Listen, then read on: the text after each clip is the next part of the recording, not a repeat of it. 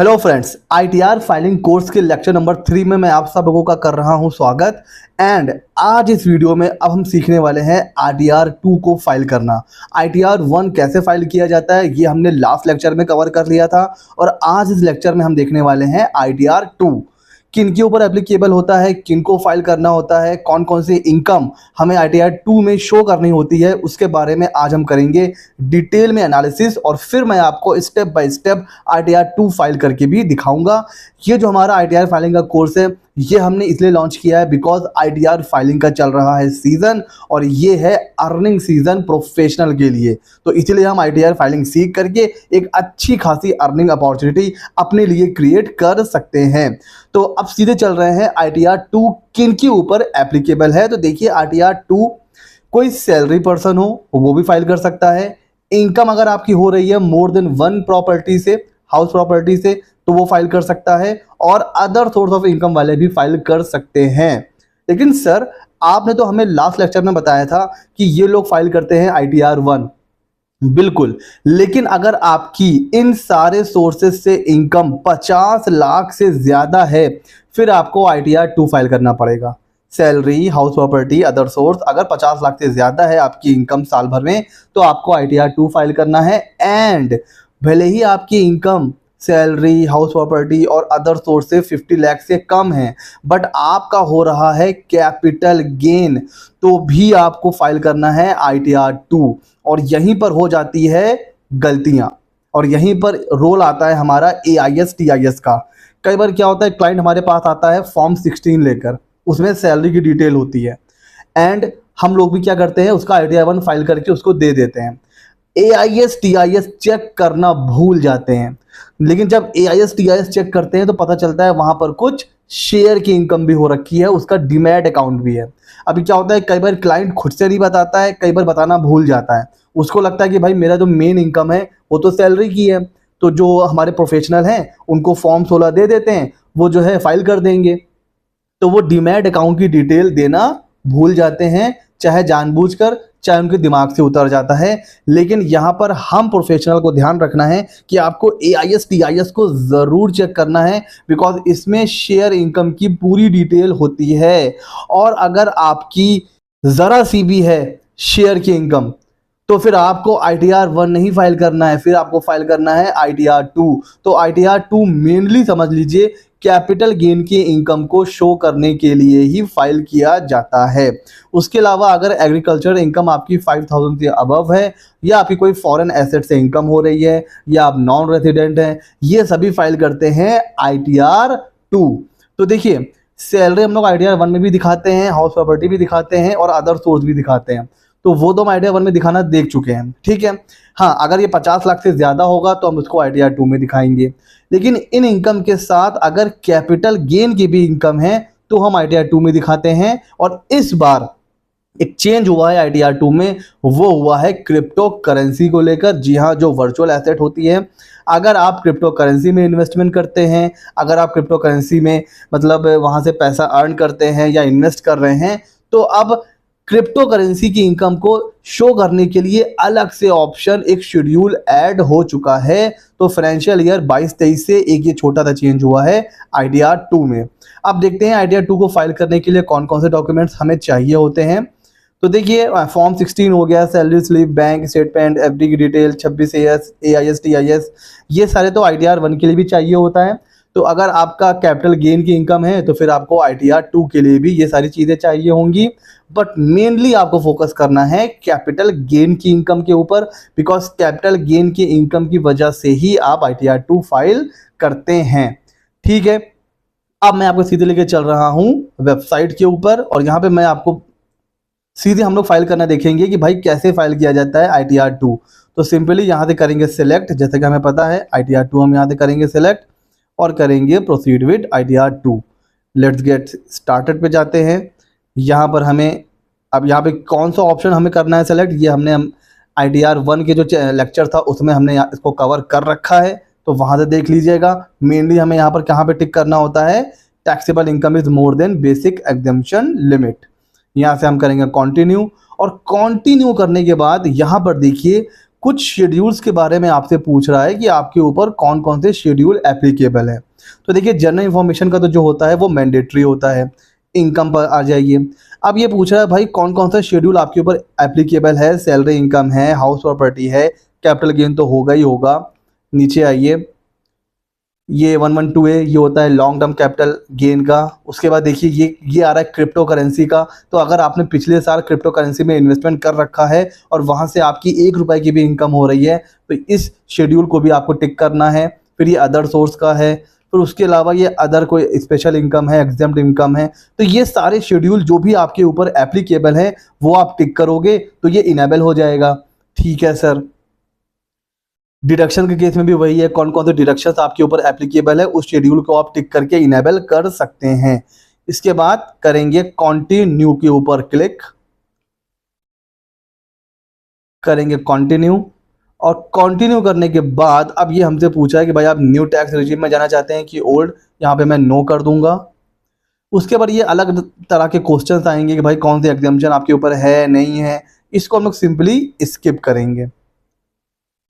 और ये हमें हमारे एप्लीकेबल शेड्यूल्स जो अभी हमने सिलेक्ट किए थे ना उसके हिसाब से ये सारे शेड्यूल्स यहाँ पर इनेबल हो चुके हैं। सबसे पहले आता है ऊपर जनरल इन्फॉर्मेशन, जो कि हमें पता है कि भाई नेम, एड्रेस, किस सेक्शन में जा रहा है, नेचर ऑफ एम्प्लॉयमेंट, ये सारी चीज़ें फिल करना है। फिर आ रहा है सैलरी का हेड। तो देखिए सैलरी के हेड को कैसे फिल किया जाता है ये हमने ITR 1 में देखा है, बिल्कुल वैसे ही आपको यहाँ पर फिल करना है। ऐड डिटेल में जा करके जितनी भी आपकी सैलरी है अगर है तो वो आपको क्या करना है, पुट करना है, अदरवाइज छोड़ करके कंफर्म कर दीजिए। उसके बाद आ जाते हैं कैपिटल गेन। जैसे कि मैंने आपको बताया ITR 2 का मेनली पर्पस क्या होता है, ज्यादातर कैपिटल गेन की इनकम को शो करना। तो कैपिटल गेन की जो इनकम होती है उसको कैसे दिखाया जाता है आइए उसके ऊपर करते हैं चर्चा। इसके ऊपर करिए आप पहले तो click. Capital gain capital asset को ट्रांसफर करके अराइज होता है, ये हमने इनकम टैक्स के कोर्स में पढ़ा हुआ है। तो ये इतने तरह की कैपिटल एसेट को ट्रांसफर करने के बाद गेन होते हैं, जो भी आपके ऊपर एप्लीकेबल है आप टिक कर सकते हो। अगर लैंड और बिल्डिंग है तो आप टिक कर सकते हो। सेक्शन 111A ये शॉर्ट टर्म कैपिटल गेन का होता है, जो शेयर मार्केट में जो शेयर्स, डिबेंचर्स वगैरह होते हैं, म्यूचुअल फंड्स वगैरह। 112A ये लॉन्ग टर्म का होता है, शेयर्स वगैरह में अगर हम लोग इन्वेस्ट करते हैं तो। उसके अलावा बॉन्ड, कोई अदर सेल, मतलब जो भी आपके ऊपर एप्लीकेबल है उसके ऊपर आप टिक कर सकते हो। ये दो सबसे पॉपुलर होते हैं, short term and long term capital gain. तो इसी ऊपर टिक करके मैंने कंटिन्यू किया हुआ है। आपके ऊपर जो भी एप्लीकेबल अगर है तो वो आप टिक कर सकते हो। टिक करने के बाद अब ये हमें लेकर के आएगा कि भाई अब हमें डिटेल दीजिए। आपने हमें बता दिया कि भाई लॉन्ग टर्म गेन है शेयर्स का, म्यूचुअल फंड्स का, और शॉर्ट टर्म कैपिटल गेन है। अब ये डिटेल मांगेगा कि भाई कितना आपकी सेल हुई, कितना आपने परचेस किया, कब परचेस करा, क्या खर्चे करे हैं, वो सारी चीज़ें यहाँ पर अब ऑटोमेटिक उठ के आ जाएंगी। तो 111A होता है शॉर्ट टर्म का, इसके ऊपर करेंगे क्लिक और यहाँ से करेंगे ऐड डिटेल और यहाँ पे टिक करके यहाँ पर देखिए हमसे पूछा है भाई फुल वैल्यू ऑफ कंसीडरेशन। तो यहाँ पर मान लीजिए आपका कंसीडरेशन है, जो सेल वैल्यू है वो है 2 lakh. Cost of acquisition without indexation अगर मान लीजिए वो है आपका 1 लाख। कॉस्ट ऑफ इंप्रूवमेंट अगर कुछ है तो वो आप डाल सकते हो, शेयर के केस में जनरली होता नहीं है। कुछ एक्सपेंडिचर अगर आपके हुए हैं तो वो यहाँ पे आप डाल सकते हो। तो जैसे ही वो एक्सपेंडिचर आप यहाँ पर एंटर करोगे कैपिटल गेन उतने से कम हो जाएगा और बैलेंस आपका कैपिटल गेन आ गया 99,000। यहाँ से आप ऐड करोगे तो शॉर्ट टर्म कैपिटल गेन की डिटेल यहाँ से ऐड हो जाएगी। ठीक है सर। इसके बाद ये तो हो गया शॉर्ट टर्म। कुछ ऐसे ही हमें एंटर करना होता है लॉन्ग टर्म, लेकिन लॉन्ग टर्म को भी एंटर करने के 2 तरीके होते हैं, उनको समझते हैं। और फिर चेक करेंगे ऐड डिटेल के ऊपर क्लिक। यहाँ तरीके शेड्यूल आ रहा है तो हम शेड्यूल के ऊपर करेंगे क्लिक। अब देखिए लॉन्ग टर्म के केस में हमें पता है फाइनेंशियल ईयर 18-19 से पहले पूरा का पूरा लॉन्ग टर्म एग्जेम्प्ट हुआ करता था। उसके बाद ये टैक्सेबल हो गया है, सिर्फ 1 लाख रुपए तक ही एग्जेम्पशन मिलती है। उसके ऊपर लॉन्ग टर्म के ऊपर 20% हमें टैक्स पे करना पड़ता है। तो यहाँ पे 2 तरीके हैं। एक तो आप CSV फाइल पहले तो यहाँ से डाउनलोड कर लीजिए, देखते हैं इसका क्या मतलब है। और यहाँ पर आप इसको शेड्यूल को फिल करके इसको आपको अपलोड करना होता है। इसमें सारी डिटेल होती है कि भाई ISIN number, name of the share, sale price, full value of consideration, cost of acquisition कितनी है, फेयर मार्केट वैल्यू कितनी है, एक्सपेंडिचर, और फिर लॉन्ग टर्म कैपिटल गेन। तो ये पूरा आपको फिल करना होगा। कहाँ से फिल करेंगे? जो डीमैट अकाउंट होता है ना, डीमैट अकाउंट का एक स्टेटमेंट होता है, जैसे बैंक स्टेटमेंट होता है वैसे ही डीमैट का भी स्टेटमेंट होता है, वो आपको क्लाइंट से लेना पड़ेगा और ये सारी चीज़ें फिल करके इसी फॉर्मेट में फिर यहाँ से आपको अपलोड करना होगा। एक तो ये तरीका है। दूसरा, आप ऐड डिटेल पे जाएंगे और यहाँ पर देखिए दो चीज़ें पूछ रहा है, ऑन और बिफोर 31 जनवरी 2018, इससे पहले या इसके बाद। क्यों? क्योंकि इससे पहले था लॉन्ग टर्म एग्जेम्प्ट, उसके बाद था लॉन्ग टर्म टैक्सेबल।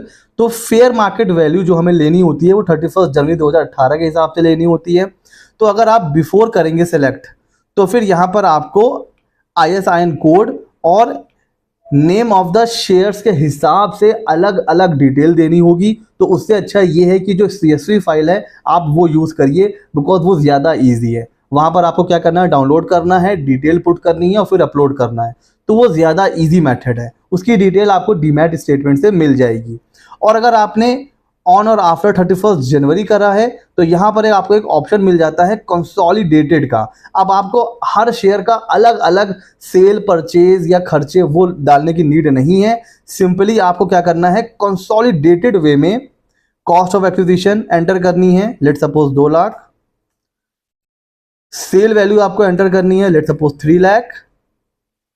अगर कोई खर्चा वगैरह हुआ है तो वो आपको एंटर करना है और एंटर करके आपको ऐड कर देना है, सिंपल। तो अगर आपने 31 जनवरी 2018 के बाद कोई शेयर जो है वो सेल करा है और उस पर लॉन्ग टर्म हो रहा है तो फिर तो आपके लिए कोई टेंशन नहीं है, आप कंसोलिडेटेड वे में भी इसको कर सकते हैं। ठीक हो गया जी। तो अगर आपके पास 31 जनवरी 2018 से पहले का कोई शेयर्स वगैरह है तो फिर ये रिकमेंडेड है कि आप फिर क्या करिए, CSV फाइल के थ्रू यहाँ पर अपलोड करिए। वरना अगर आपको 31 जनवरी 2018 के बाद का है फिर आप कंसोलिडेटेड एक एंट्री भी डाल सकते हैं। ठीक है, तो ये चीज़ें आपको अपनी क्लाइंट से कंफर्म करनी पड़ेंगी।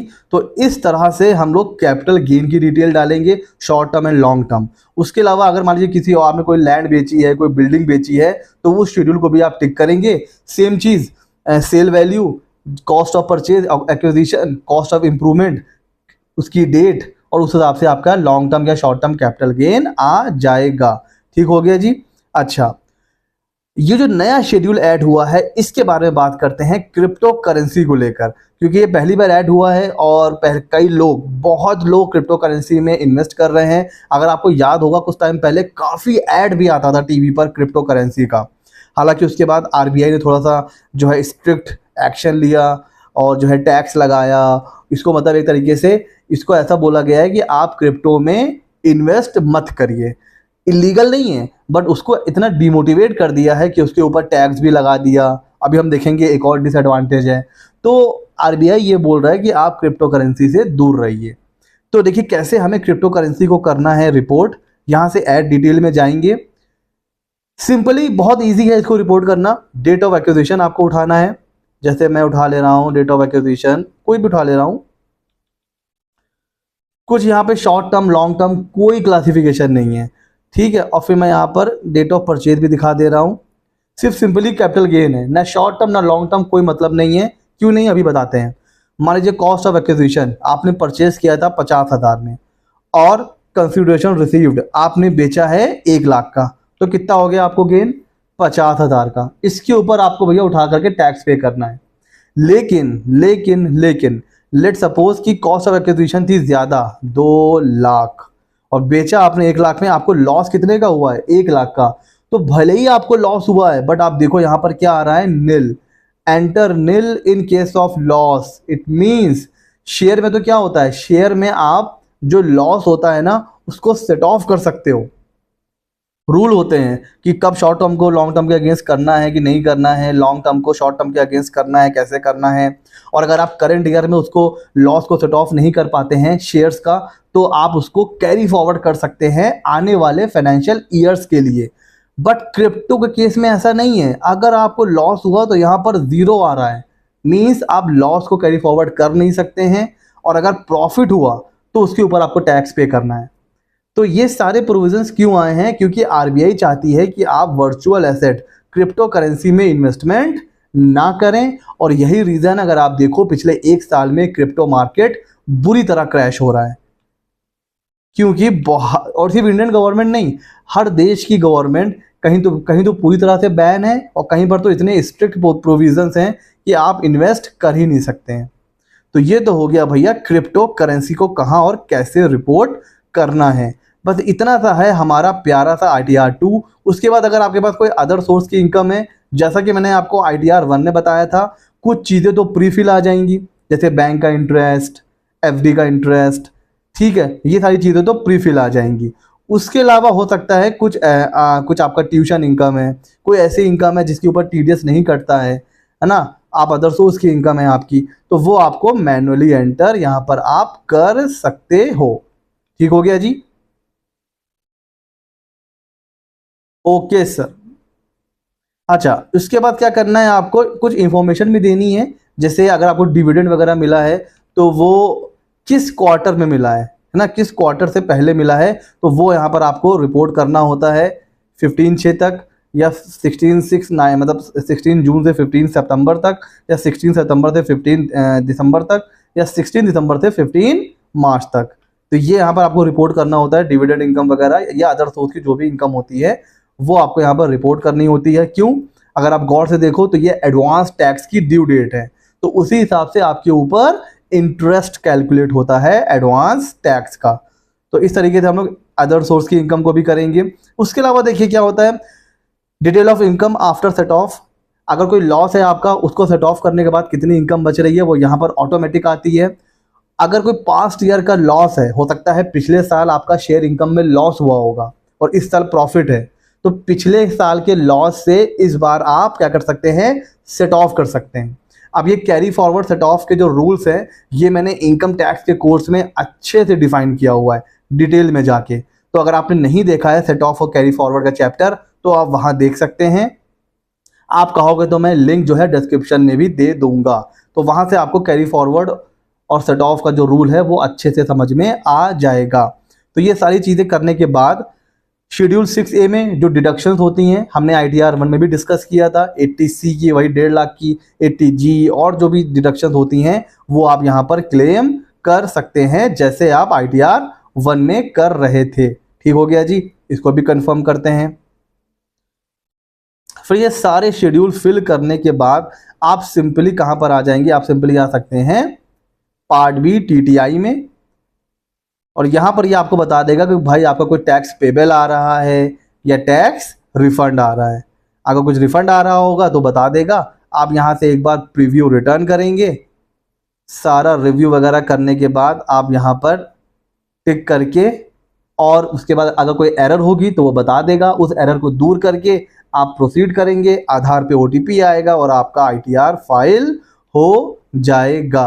तो बस इतनी सी कहानी है। यहाँ पर जो हमें फोकस करना है वो करना है कैपिटल गेन की इनकम को कैसे रिपोर्ट करना है, और उसमें भी हमने देखा है कि शॉर्ट टर्म कैपिटल गेन वहाँ तो हमें फिगर डालनी है, लॉन्ग टर्म में हमें बाइफर्केशन देखना है। 31 जनवरी से पहले अगर है तो आप एक्सेल का यूज़ करें, बाद में भी कर सकते हैं। बेटर ये है कि आप शेड्यूल का ही यूज़ करें, जो एक्सेल फाइल है CSV फाइल उसका यूज़ करें। हाँ, लेकिन अगर आप कंसोलिडेटेड फिगर डालना चाहते हैं और 31 जनवरी 2018 से पहले बात का है, तो फिर आप कंसोलिडेटेड फिगर भी डाल सकते हैं कैपिटल गेन के शेड्यूल में।